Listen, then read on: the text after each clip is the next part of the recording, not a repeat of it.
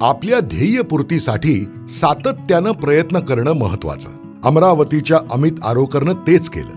अभियांत्रिकी पदव्युत्तर पदवी पूर्ण केल्यानंतर 2010 मध्ये अमितनं छोट्या खोलीत LED दिवे आणि उपकरण निर्मिती, त्यानंतर इन्व्हर्टर सेवेचा व्यवसाय केला. सातत्यानं प्रयत्न केल्यावर अमितला स्वतःचा खरा उद्योग सापडला आणि सुरुवात झाली ECE एनर्जीज या कंपनीची.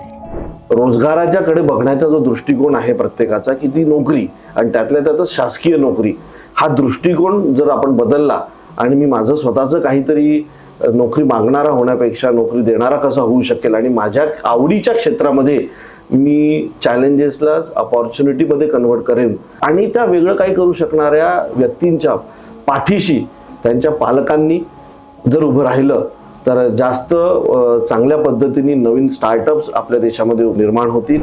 अमितची कंपनी सौर ऊर्जा उत्पादनं आणि सेवा पुरवते.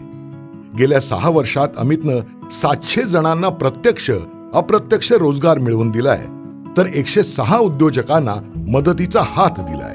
आता त्याचं ध्येय आहे 1000 कोटी रुपयांची उलाढाल आणि 1000 जणांना थेट रोजगार देण्याचं.